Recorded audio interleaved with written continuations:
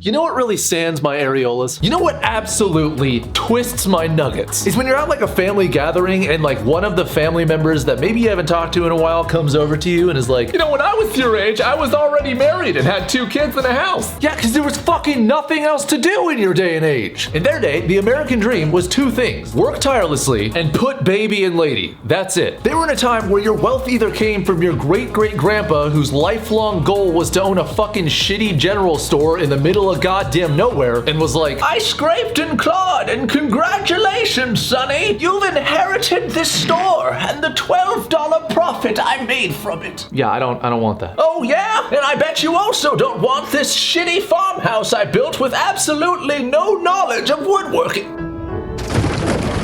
Like, y'all got inherited stuff. You know what I inherited? Depression and intimacy issues. Wow, thanks a lot. And for those that didn't inherit shit, at age 10, you could literally walk into any factory and just be hired on the spot. With all your resume saying is, I have 2 arms and don't have polio. With 7 words misspelled and written in crayon. Where now, filling out a job application, especially online, is a fucking nightmare. Okay, name. Destery Smith. Age and reason for age? What? I don't know. I was born? Why were you born? I don't know. I ask myself that a lot. Astrological sign. Okay, pretty weird. Wait, why does it say error, try not being a Pisces? Sexual orientation. I'm not seeing I have no idea as an option here. Write a list of people that think you're cool and why they think you're cool. Family and friends excluded? What? Favorite sexual position? The fuck? Why is it only doggy style and then doggy style in bold? Please link your 3 most offensive tweets. Son of a bitch. 3 hours later. Okay, done.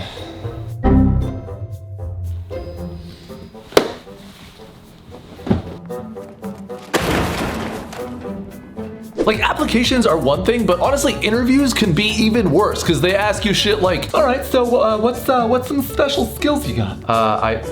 Nothing? I don't know. What? Come on, give me some special skills. The last guy could juggle. Can you juggle?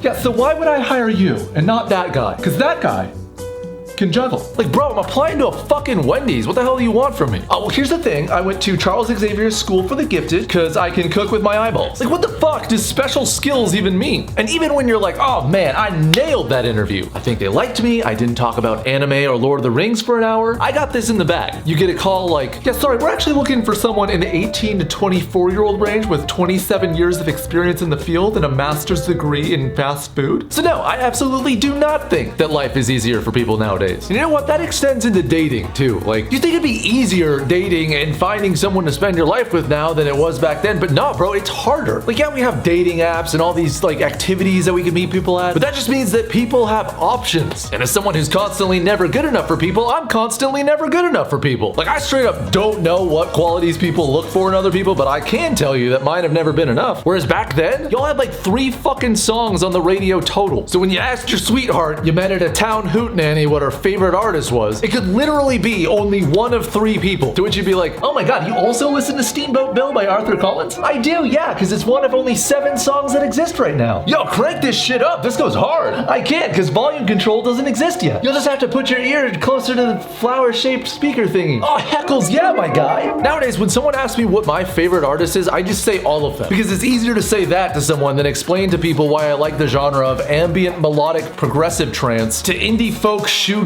synthwave. To which then the other person is like, oh, not to harsh your vibe there, broskito, but your music taste is trash. I can't believe you don't listen to postmodern EBM goth industrial goth music. And yes, I'm aware I said goth twice. That's just how gothic this music is. So get away from me. I don't like you. And don't even get me started on looks. Because back then, you could have looked like fucking Dobby with the cleftest eye to ever exist and skin like the outside of a brick building, and girls would still be like, oh my god, he's so rugged and nasty. Ooh, oh my god, ooh, yuck. He looks like a caveman. I hope he unga-bungas me. Whereas now, how in the fuck am I supposed to find love when Timothée Chalamet exists? Huh? Answer me that, internet. Timothée Chalamet's jawline is probably the thing that sank the fucking Titanic. Even this picture, which is not actually existing in this real space right now, is hurting me to touch. Ow! If you threw Timothée Chalamet head first at a woolly mammoth, it would pierce through its skin. Cause his jaw. his jaw would hit first, I guess. When the Wakandans found vibranium in Wakanda, the only thing that could mine it is Timothy Chalamet's chin. His jokes are so bad. I think that's enough. That's enough of those jokes, right? Yeah, okay. Whereas if you lived in a small town back then, it was so easy to just be good enough because no one had access to the internet to know what else was out there. As long as you didn't look like an incest baby with fucking fetal alcohol syndrome, you were pretty much in the upper echelon of the dating pool. And even if you didn't look like that, you probably still got bitches. Back then, everyone had the same fucking goals of finding a little house together and raising screaming spawn because, like I said, there was nothing else to fucking do. Your generation is literally called baby boomers because all you did for fun was spit out kids faster than I spit out ranch flavored soda after you went heels to Jesus in the backseat of your fella's parked 1939 Cadillac. Now, credit where credit is due with modern dating. Jokes aside, I do honestly think it's probably a lot easier for people of the LGBTQ plus community to find each other in today's day and age because back then, if you were a guy back then and people found out that you were a pole fancy or any other old-timey slang term for gay, oh man, you were just instantly sent to the brig. Wait, are brigs only on boats? They are? Okay, I'm not even talking. There's just a wall right there. Get your stinky pole fancies out of here. Honestly, that doesn't even sound like an insult. I'm not even that gay, but I'd probably relish the idea of being called a pole fancy. That just sounds awesome. Dude, it's crazy how many poles I fancy. I fancy all of the poles. My fancy brings all the poles to the yard. That doesn't work. I tried. High five. We almost made a joke. And also, a lot of this was before things like meth existed. So even if you wanted to pull an everyone from my high school and get addicted to meth and throw your life away, you couldn't even do that. My point is, life was so simple and there was generally only really one way of thinking back then. So I refuse to be made fun of by my own family or for fucking anyone for that matter for not wanting a family when your crusty boomer asses can't even accept when someone has a piercing or colored hair in public. I refuse to hear how life was so much harder back then and shit like I had to walk 7 miles in the snow uphill just to get to school. The tectonic plates literally bullied me and knew when I was at school just so they could shift and make me walk uphill again. At least I don't have to call my grandkids that probably hate me to help me fucking open a PDF file. And that's not to say that millennials are any better. I mean, we are probably the most dog shit lazy generation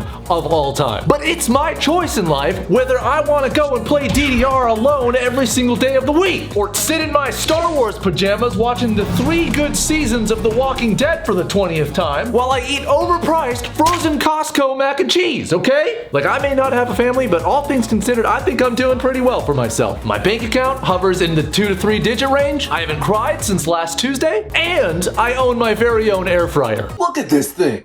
Wow. Yeah, so take that. Bottom line, there was no point to this video. I just really wanted to complain. While I still have you here though, definitely check out my Discord server or I'll shit in your oatmeal. I'm serious. I will do it. I'll find where you live and I will shit in it. On sort of a little bit of an update at the end of a rant style video, I did recently just move, so I'm kind of getting back into making content. This was like my first time filming in the new apartment, so I'm really sorry neighbors if you had to hear any of that. But I do plan on making more content. There's going to be a What the Fuck News coming out really soon, as well as more Q&As and skits and you know, more adventure vlog style stuff. But yeah, I kind of wanted to just update you guys because it's been a little bit. Frankly, I just have a lot of energy right now. I had a bunch of coffee before I filmed this video. So I just want to tell you about stuff, okay? I'm just not gonna shut up. What else can I talk to you about? Okay, well, I got rid of my hemorrhoids, so that's good. Here's an obligatory thing that YouTubers have to say. I got some new merch.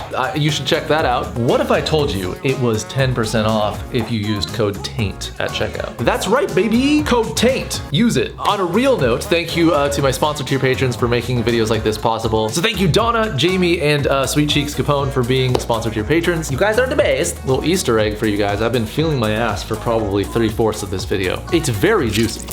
But anyways, yes, I will see you guys soon for some more random nonsense. Thank you for watching this one. I will see you next time, and fair winds, guys.